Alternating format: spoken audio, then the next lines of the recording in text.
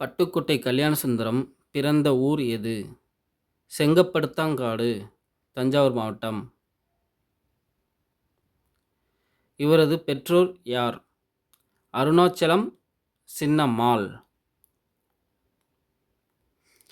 பட்டுக்கோட்டையார் எப்போது பிறந்தார்? 1930 ஏப்ரல் 13. இவருக்கு மக்கள் கவிஞர் என்ற பட்டத்தை வழங்கியவர் யார்? மயிலை சிவமுத்து.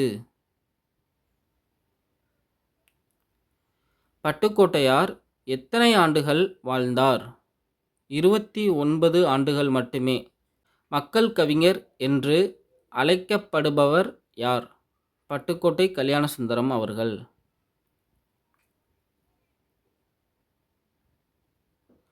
பொது உடைமை கவிஞர் என்று போற்றப்படுபவர் யார்? பட்டுக்கோட்டை கல்யாணசுந்தரம் அவர்கள். எளிய தமிழில் சமூக சீர்திருத்த கருத்துக்களை வலியுறுத்தியவர் யார்? பட்டுக்கோட்டையார். பட்டுக்கோட்டையாரை எனது வலது கை என்று புகழ்ந்தவர் யார்? புரட்சி கவிஞர் பாரதிதாசன். பட்டுக்கோட்டையார் முதலில் பாடல் எழுதிய திரைப்படம் எது? படிக்கட்டாத மேதை. முதலில் வெளிவந்த படம் படித்த பெண்.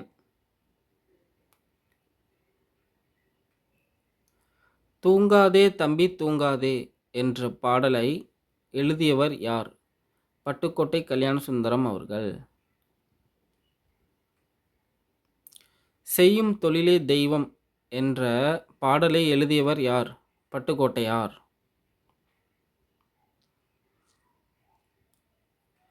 உழைப்பாளிகளின் உயர்வை தம் பாடல்களில் பாடியவர் பட்டுக்கோட்டை கல்யாணசுந்தரம் அவர்கள். சின்னப்பயலே சின்னப்பயலே சேதி கேளடா இந்த பாடல் இடம்பெற்ற படம் எது? அரசிலங்குமரி. ஏட்டில் படித்ததோடு இருந்து விடாதே, நீ ஏன் படித்தோம் என்பதையும் மறந்து விடாதே. பாடலாசிரியர் யார்? பட்டுக்கோட்டையார்.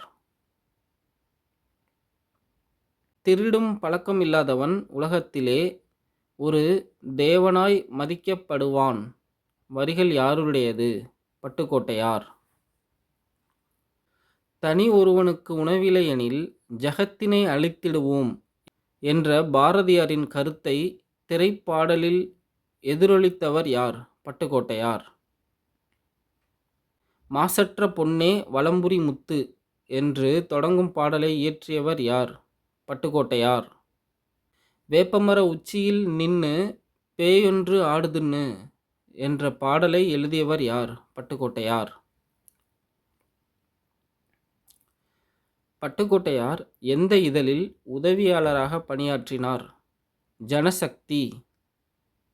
இவரது பாடல்கள் எந்த பெயரில் தொகுக்கப்பட்டுள்ளன?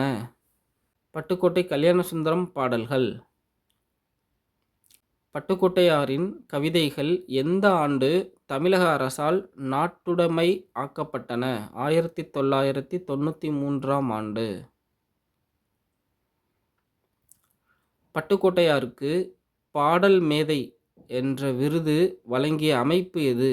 தமிழக அரசு. யாருடைய கவிதைகளால் ஈர்க்கப்பட்டு இவர் கவிதை எழுதத் தொடங்கினார்? பாரதிதாசன். துன்பத்தை வெல்லும் கல்வி கற்றிட வேண்டும் என அறிவுறுத்தியவர் பட்டுக்கோட்டையார். பட்டுக்கோட்டையார் மொத்தம் எத்தனை தொழில்களைச் செய்த அனுபவம் கொண்டவர்? 17 தொழில்கள். இவரது பாடல்களில் அதிகம் வெளிப்படும் கொள்கை எது? பொது உடைமை. மனிதன் மனிதனாக வாழ வேண்டும் என்ற குறிக்கோளுடன் பாடல் எழுதியவர் யார்? பட்டுக்கோட்டையார். எளிய சொற்களில் ஆழமான தத்துவங்களை பாடியவர் யார்? பட்டுக்கோட்டையார். பட்டுக்கோட்டையார் இயற்கை எய்திய ஆண்டு 1959 அக்டோபர் 8.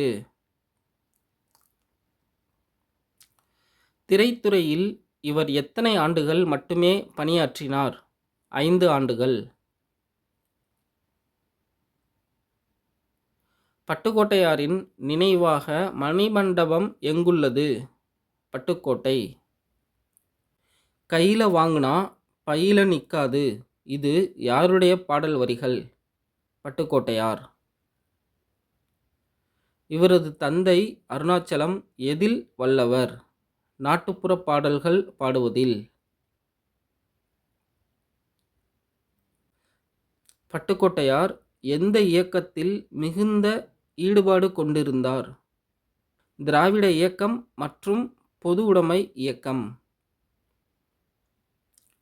மூத்தோர் சொல் வார்த்தைகளை மீறக்கூடாது, இது எந்த பாடலில் வரும்?